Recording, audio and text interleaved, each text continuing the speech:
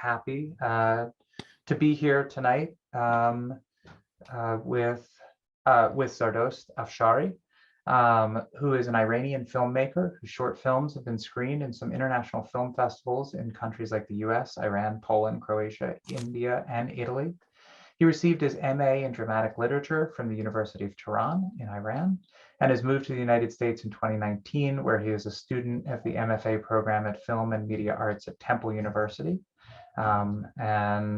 We connected and talked about the international class that you're teaching there.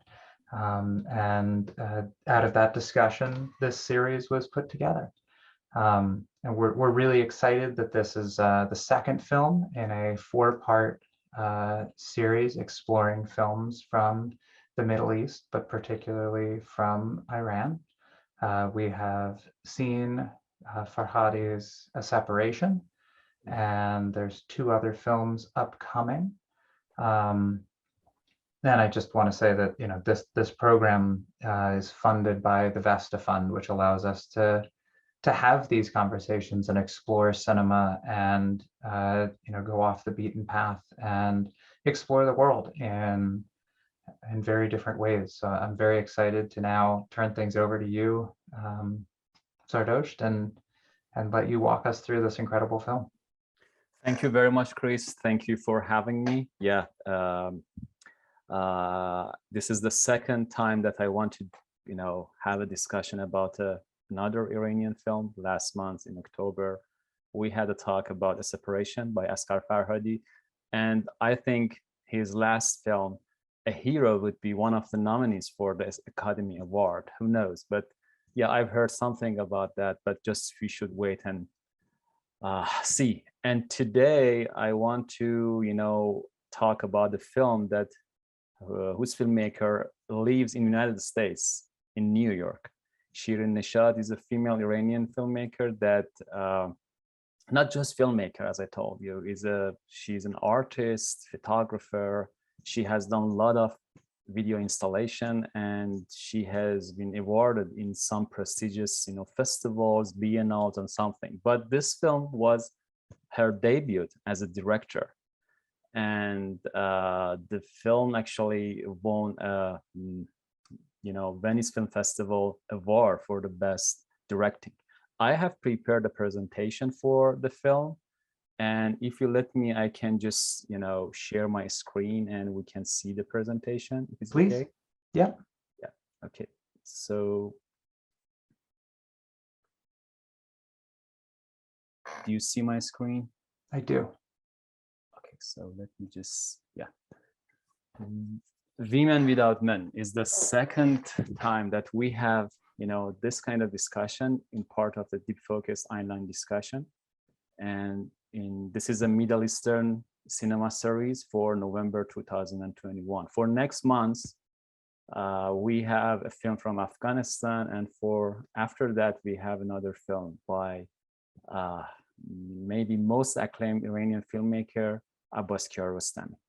So I want to go and maybe for some of our audiences that they don't know too much about Iran, geography, population or something, just have brought a very maybe brief information about Iran geography. As you see, some countries like Saudi Arabia, Kuwait, Pakistan, and Afghanistan are the neighbors of Iran.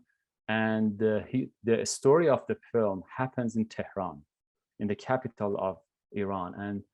And Tehran is near to Caspian Sea and is a little in the north of Iran, not in the center of Iran nor in the south of Iran. And maybe some people have heard something about Persia or Persian. Maybe comes from old civilization in Iran, Persian or for example, language in Iran is Farsi or Persian. And now the population of Iran is 82 million and the maybe 18th most populous country. And when I brought this information, because after some slides, I want to refer to some of information that I brought here. and also is the second largest country in the Middle East. So in the film, we have an orchard or a kind of utopian orchard or garden in the film.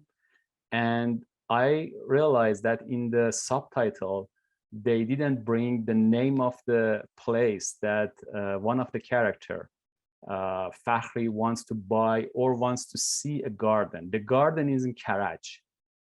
Karaj is a province near to Tehran. And most of maybe rich people of Tehran, in the weekend, they go to Karaj because Karaj is actually very popular for its gardens. So just I took a picture from a Google map to tell you that if you want to go from Tehran or travel from Tehran to Karaj, it takes around 1 hour when you have a heavy traffic. So when in the film you see that this character just walk from Tehran to Karaj is not realistic way, is kind of surrealistic, or is kind of magic realism. It's not based on the realism. So it's not too close to Tehran. So I brought this information about geography and the distance between two cities. So the orchard or garden that we see, at least in the film, it's mentioned that is in Karaj, but the film has been shot in Morocco, in Casablanca, because Iran, maybe, I'm sure that Iranian government didn't allow Shirin Nishad to make this film in Iran.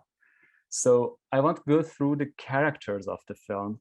And before that, I want to give a little bit information about Shirin Nishad. Shirin Nishad is, born in Iran in a city named Qazvin. Qazvin is between Karaj and Tehran.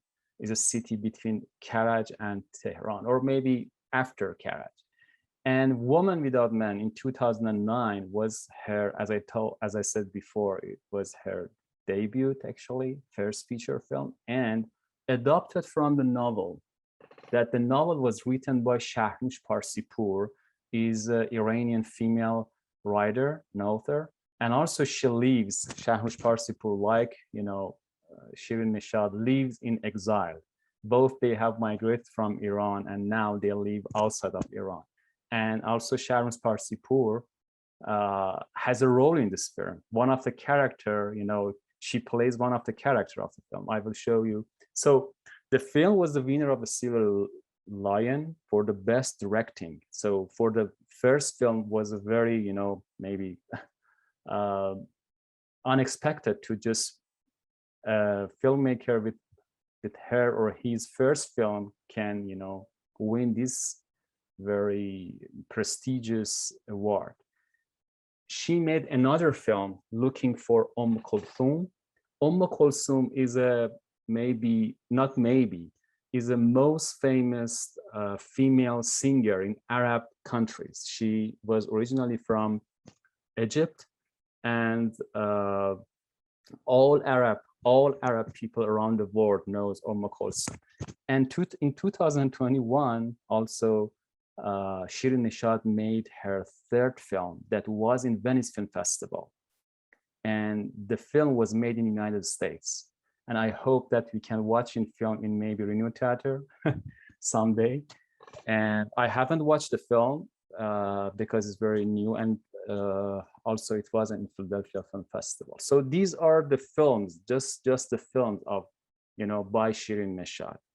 Shirin Nishad has been an artist and she has done a lot of, video installations or something. And also this film, Woman Without Men, was based on her video installations that she had done before by each character. For example, by Zardin character, and other characters that now I want to talk about. The first character that we see in the film is Munes. The actress of the film is Shabnam Touloui. Shabnam Touloui also lives in exile outside of Iran. And in this film, she is from a middle-class Iranian family, kind of religious, as we see her brother, Amir Khan, is a kind of tyrannical, a religious guy, but they are in a, they live in a middle class family. We don't hear anything about their parents, but we know how in the film, step by step, she comes to the society and she learns more knowledge about socio-political issues of Iran. And also, as you see, she is not religious woman. She lives in a religious family, but she's not religious because she has not hijab. And the film actually starts or begins with her when we hear Adhan, because Adhan is a symbol of Islam. And we see that in that scene, she has not hijab. So each character shows, is a kind of, symbol or maybe kind of deputy of each class or maybe each part of communities in Iran in 1953, because the film happens in 1953 when the coup d'etat happened against Mohammad Mossadegh. The second character, because this is the character-based film, is Faize. Faize is religious woman. As you see, she has hijab. She is worried about her virginity. She wants to marry a religious guy, and it's a kind of symbol of Iranian women that they were religious on that time in 1953. And she doesn't know, she's not involved in politics. When she talks about the protester in the street, she thinks that they are the people that they don't have anything to do, just they want to protest. And Zareen, who is not Iranian actress actually, or Salatoth, and as you see in the film, she has not any line. And she lives in the Brussels and Tehran, and she has different customers. I will talk a little bit about metaphor, and I believe that Zareen is a metaphor of Iran in this film, or maybe in the book, but we will talk about that. So she has not any line in the film, and she's not involved in politics, but she was abused by the, maybe socio-political issue or maybe economical issues of Iran on that time. And the fourth woman in the film that they are forced, four characters, is Fakhri or Fakhrul Dewa.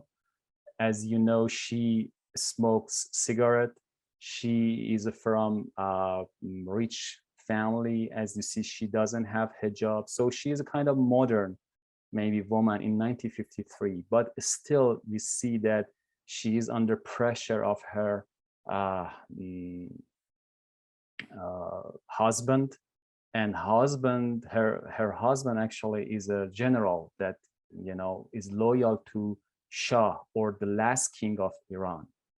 So, in the film, we don't just talk about the, personal relationships. We have, connection to maybe socio-political issues of Iran. And for example, Fakhri's husband, General Sadri, is loyal to Shah, the last monarch of Iran, and he backed Shah against Mohammad Mossadegh. We will talk about Mohammad Mossadegh, the Prime Minister of Iran, because we hear his name in the film several times. And these other characters, this is Sharkush Parsipur. This is the writer of the book. And also she has the maybe brothel model in this film. And yeah, I liked her, playing or performing in this film. And yeah, she also, most of her novels are not realistic. Most of them are kind of based on magic realism or surrealism. And this book, this novel, was published in 1919 in Iran. And after that, in 2009 was adopted for this film. And this character, maybe I think his name is Amin or Amir, is a member of Tudeh party. Tudeh in Farsi means, Tudeh party means a party of masses. And they were communist, and they backed, Soviet Union, and they backed Mossadegh, and is a party that's very, very, famous in Iran. Most of them, I can't say all of them, but I think most of the, intellectuals, artists, or maybe students on that time, they was member of this party, or at least they liked this party because they were progressive and they were against, kind of king of Iran, and they were, modern. Some people believe that they just bring maybe book in the families in Iran and let the families and let the young generation to, read the books, different books, and know more about the, world and something. So now I talked about the characters of the film, but I know, because I have watched this film several times, and I know I've, read Shirin Nishad's, interviews. This film was made based on a coup d'etat that happened in Iran in 1953. This man, Mohammad Mossadegh, was the prime minister of Iran. He was a secular, democratic, maybe politician, and for Iranian was a symbol of, nationalism. And unfortunately, it was overthrown, or he was toppled by the coup d'etat that was backed by CIA and MI6. And Shah, the last monarch of Iran, again, returned to power. And in the film, we see that there are some protests and, demonstration in Tehran's street that they have Mossadegh, placard in their hands, the protesters. Because this Prime Minister Mohammad Mossadegh wanted to nationalize the oil of Iran, and he did it in the 2 years that he was in power. And after that, he was toppled. And after that coup d'etat, during this time, we had free press, we had, democratic parties, but after that, all of them was banned. Some people were arrested, some people were tortured, and as you see in the film, some of them was tortured by the securities, and something like that happened in the history of Iran. So now I want to go and just read this very, fast, maybe, to say how and why I say that Shirin Nishad wanted to, just mention some political issue and woman question or gender issues in Iran. She says, this film is not about Dr. Mossadegh, but about an important period in Iranian history, when the country was a secular society, when there was some idea of democracy and freedom. Dr. Mossadegh happened to be a leader that at least the majority of Iranians loved or trusted or at least respected.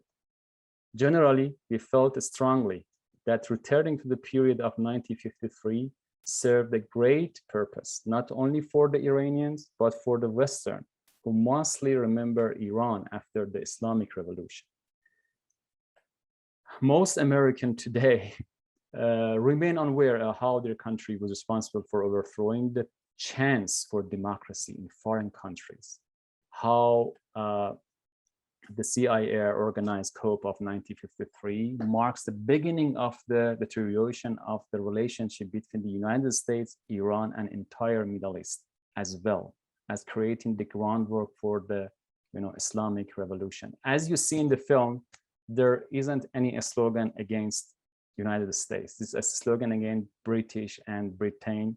And after this coup d'etat, the point of view of Iranian toward America and government, not the people of, not the, nation of United States, about the, government actually changed, because they thought that we had a, democratic leader, but he was, toppled. And so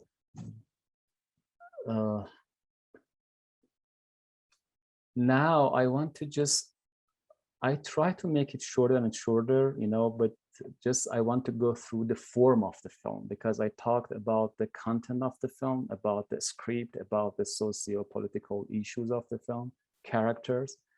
And for those who were in our last month's actually discussion, I brought this form, 3-act structure, that the separation by Asghar Farhadi was completely based on this structure of script writing.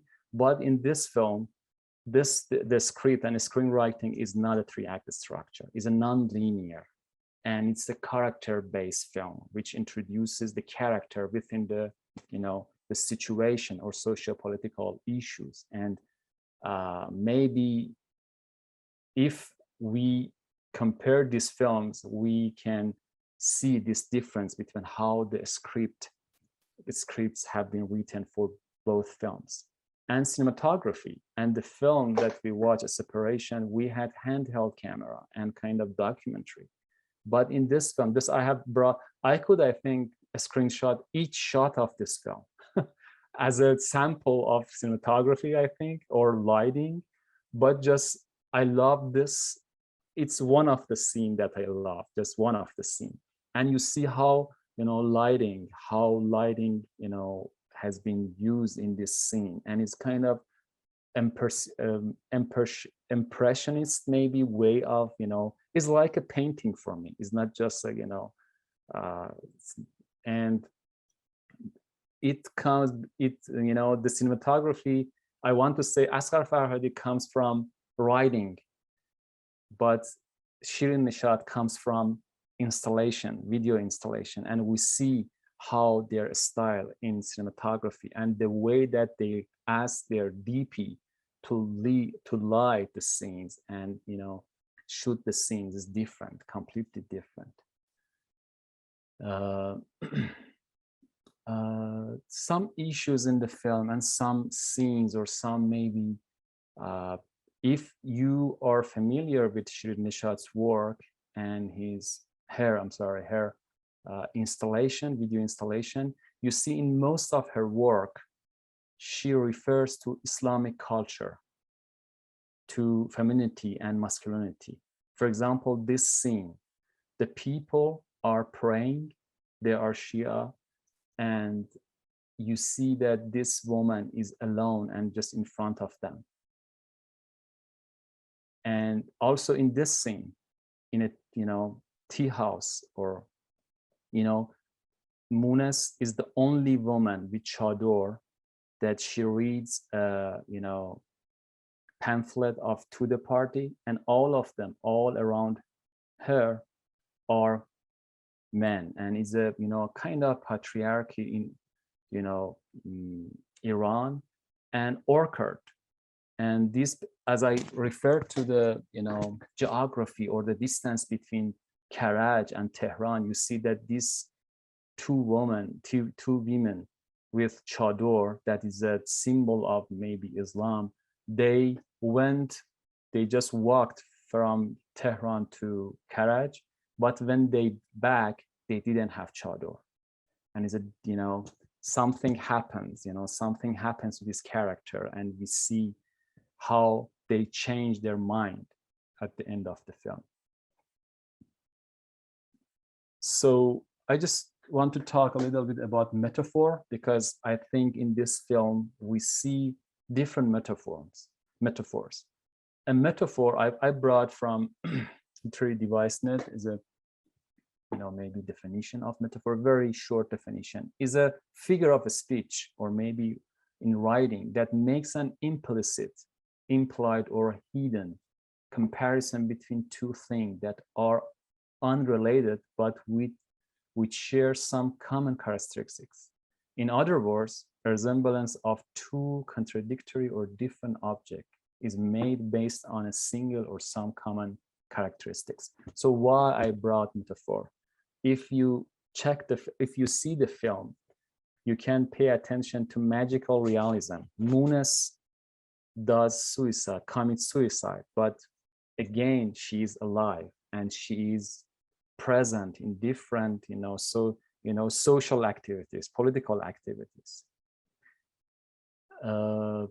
And also you see, as I mentioned before, how Shirin Nishad asked her DP to use the lights to show the contrast between real life in Tehran and the utopian life in a garden in Karaj, because this garden is a kind of, you know, a place that these women took refuge and they went there.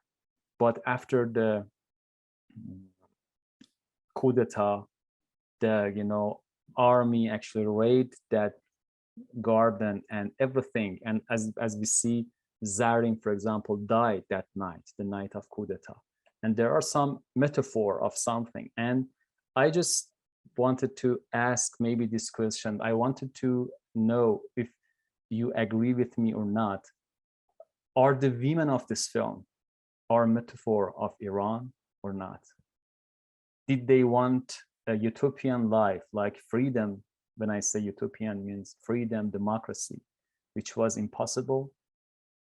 For example, Zarin is Iran has been, you know, abused by, you know, enemies or something like that. These are some questions or maybe metaphor that we can maybe mention or refer to. So that's it. Thank you for your time. I think we can talk more about film, but just I try to make it as much as I as much brief as could. But yeah, I think we can talk a little, you know, about different issues, different relations in this film. And yeah, that's it. Sure. No, that was a wonderful presentation, and it actually, I think, really set the stage to shape my mind on how I'm thinking it. I think about the movie. I think the thing that sticks with me most that you highlighted is that the director's background in visual art led to this being a very visual film as compared to Farhadi's, you know, written style. And I really got that, you know, that there were not everything was okay. A lot of things were not completely explained. It was open to interpretation, and there was a lot coded in the visuals that, you know, you could just sort of seep in and try and understand what was happening. And I love cinema like that. I love when it leans into the visuals. It's nice to have a story that ties up neatly, but I feel that the ones that rely more on the visual imagery are the ones that I end up thinking about the most, because it's a puzzle to figure out. Yeah. And I love how this film sets the two images of the rooftop jump and then the river under, you know, into the orchard. Yeah. It just sort of plants those in the beginning, and then it jumps back. And, you know, you have to sort of find your way back to those and understand why those pieces were given to you in the beginning. And I just, yeah, to use those visual metaphors right up front, I found it really arresting that I immediately started to think, okay, how are these going to tie into the story? And when they started to reappear, you know, it focused my attention even more. So yeah. That's a wonderful insight. Yeah, I want to also mention I want to refer to something in Quran, because, you know, in Islamic way of thinking and in Quran, there is a line that said, Jannatun tajri min tahtiha al-anhar. This is Arabic, it's not Persian, but the translation in English means there are some gardens and there are some trees that the river are behind them. So this is the heaven, you know, this is the heaven that, you know, Muslims actually imagine, you know, after death. So I think it could be, because as you said, Shirin Nishad doesn't explain, but I think it's a kind of metaphor of heaven in Islamic or maybe Eastern way of thinking about, you know, heaven, you know, or about a utopian or something like that. Well, let's open that further, because that's the one thing that I've been spinning around in my head is who the gardener is and what the gardener's role in all of this is. But the image that I am sort of stuck on and sort of thinking about sort of the cyclical nature of things is when, and unfortunately I don't have all their names in front of me, but the wife of the general first Yeah. arrives at the orchard to Fakhri. purchase Fakhri. Fahri. She enters and there's an immaculate table setting, but it is all decayed and it's been neglected. Yeah. After the party, when she leaves, the table is set in the same way. Yeah. Yeah. And the way that the gardener says, "Oh, it feels like I've been here forever." That I was thinking more Garden of Eden as the metaphor, because I was not aware of the reference in the Quran. But it made, to me, the gardener felt outside of time and space, and not a person in reality, but someone who is just in the garden there and just a watcher. So then I'm trying to piece out why, because that's who is the customer in the brothel, who has the no face, that sort of sets Zoran on her path to the garden. I don't know, they're beautiful visual images, but again, I have to digest them and understand what they're trying to say. Do you have any thoughts on the garden? Yeah, of course. I have some interpretation about this garden, because as you said, we can refer to, Eden, to in Iran, maybe to, kind of utopian. But for me, because just they are interpretation. The first interpretation is the gardener is history. He is always, present and just look at us. And sometimes, he has been there. Why? When the film finishes at the end, Shirin Nishad dedicate the film to the, green movement people and the people who fought, and it seems also in Constitution Revolution, we had some women that wanted utopian life because they, tried to stay against the, dictatorship, but they were, defeated.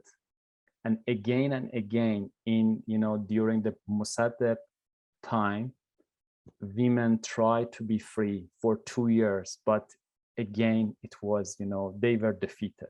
So for me, that garden, as you said, we can refer it to skies about, Eden, and also you can bring it in the world, in the history, and say, okay, this garden has been utopia for Iranian women. They have come here to be safe, to be free, but they couldn't have it. And time by time, they changed, and they, for example, as I said, Zareen died at that night. And the gardener, as you said, was there for all the time. And he opened the door to Fakhri. And again, after Fakhri, I think, leaves that garden, Munis dies and Zareen dies, still the gardener will be there for maybe other women that they will join him maybe next time. These are some maybe personal interpretation based on the some notes that I had in the film, actually. No, I found, the other thing that I found very striking was, obviously each of the women has had a crisis in some way where they've been abused, and I think abused is the best word, and that they seek refuge to this garden. And they find peace. And there's a wonderful scene where they're sitting around the table and everyone looks healthy. And whether it's the lighting or the color finish, but just I felt like in those scenes, it felt all the way up until then, everything was desaturated. It was very gray. The color did not come through. But then in those scenes, suddenly the garden popped, like there were greens finally. The sky was blue instead of gray. Like it felt magical. Yeah. At the scene where you first see Zarin sitting out picking the flowers. There's that beautiful field like that is fully color saturated. But then the wife of the general, Fakhri. Fari, you see her, so everyone's content, and then you see her thinking about her old life. And as soon as she says, I think we should invite some people here, Yeah. We you open can the door. see, Yeah. you can The door see of the garden. look on everyone else's face fall. And that's when the tree comes through. Yeah. And then, it's inviting all of the forces of history through the gate. And the beautiful imagery of just the gate opening, and, how some people, two of the characters went through the gate and were invited. One went under the wall. Yeah. To sort of how they get to that refuge, and then the leaving the door open. I don't know. There's so much I'm going to continue to think over. It's a beautiful film and a beautiful visual language that, again, doesn't spell everything out for you, and that's what I appreciate most. So Yeah. I'm gonna have to keep swallowing it. Yeah. Yeah, of course. Yeah, this is because of that, every time that I think I have watched this film at least 10 times. Every time that I watch it, I really enjoy it. For example, when I watch it this morning, just I wanted to remember something again and some details. Oh, again, I could watch it until the end. Right. So yeah, that's it. Yeah. Something else that I want to just mention is I really want to see, Shirin Nishad's last film, because it can gives us a comparisons between the way that she makes film, and because when I see her video installation, I can see those elements in this film. But I want to know how I can compare her films together, because it gives a understanding of her aesthetic in filmmaking, not just in, art or maybe installation or something. Well, I just looked it up on IMDb, and it does not have a US distributor yet. Yeah. So we will have to figure out a way to reach out and see if we can get a special screening. Of course. Yeah. Of course, yeah. No, and it looks like her most recent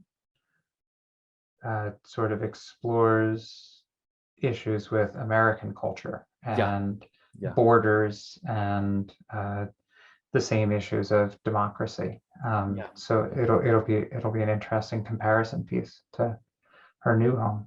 Yeah, actually, I knew I had read the synopsis of the film, but I didn't want to say something about that because this is about a woman that goes somewhere and asks something about and I just saw the trailer and I liked that, but as you said, I haven't seen the film in the United States or also in the festivals yet here in the United States.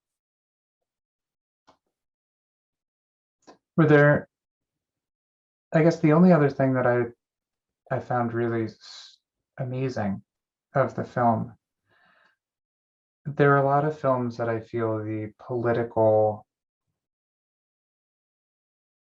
looking back through the lens at a pivotal historical moment can be very heavy-handed. Mm-hmm.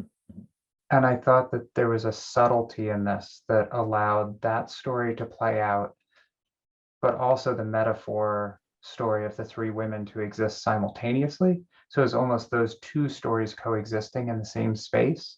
And it never felt forced or like it was pushing an agenda. It just sort of existed in the same world and allowed those currents to intermingle. And I really appreciated that as well. It didn't spoon feed me something. It allowed me to really digest it and think about it in a nuanced more manner.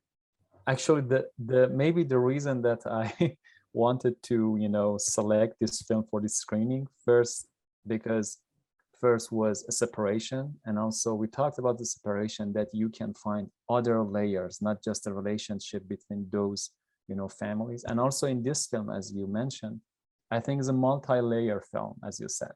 We can just, look at the relationships, and also metaphorically, or maybe, kind of surrealism. We can just look at these maybe issue or aspects of the film. But I think, as you said, history and politics is another layer of the film. And for example, one of the metaphor is radio.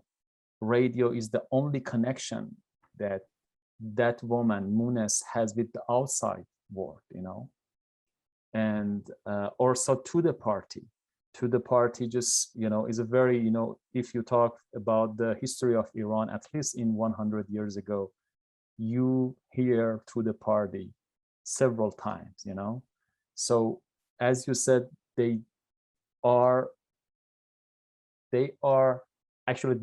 been screened or shown in the film, but not in a way that makes it, okay, this is film about to the party. No, it's not about to the party, or not just about Mossadegh, as Shirin Nishad said. It's about everything that you can, it depends to you, to which aspect, from which point of view you want to look through the film, and just look and put your maybe emphasize, or maybe just, yeah, for example, you can just say something about Mohammad Mossadegh and what happened in Iran, about Iranian women, maybe questions or gender issues on that time, and different issues. Yeah, this is because of that I say we can talk maybe for more than an hour about this film. But yeah, well, I'll have to watch it another 9 times though, and then we can discuss. Yeah. Yeah, of course. Yeah, we can talk. I hope that this presentation, I just prepared a presentation for maybe 20 minutes or just maybe 30 minutes, because I don't want to be too long, but I had other actually issues that I could bring this to presentation, but I wanted to hear more about how the people outside of Iran look at this film, and know how are their perspective through this film. It is my hope that we just picked a bad day due to election day and things going on, and that many viewers will get a chance to watch this between now and the next discussion, and we can have a lively discussion about Osama when we meet next month. I look forward to that, and again, really appreciate your guiding us through these films, and for selecting some films that I had heard of, and some that are truly surprises and wonderful. And I look forward to the next 2 discussions and seeing, yeah, where the conversation goes. Of course. Thank you for having me, and thank you for your because you asked the questions that I was surprised, and how, because this is not a very easy film to watch, and it shows that you love the film, and you watch the film very in detail, and I love that, the way that you look and you watch the film. It's hard watching movies at home. This is a movie that I would have wished I had seen in the theater, to be submerged in the environment and in it. I've actually found that the virtual film festival world to be very challenging. Yeah. That knowing this was a film that you selected for this discussion, I knew to give myself over to it and just like watch the whole thing through. Sometimes in a film festival, it's hard to know what you're getting. And there are a lot of films, especially when you're home, it's easy to just be like, yeah, 30 minutes, I'm out. Yeah. This was a real pleasure though, that I really enjoyed getting sucked into, and yeah, I look forward to the next 2 as well. Of course. Great. Thank you. Great. Thank you. Thank you, Zardosht. You're welcome. Thank you. Have a good night. You too.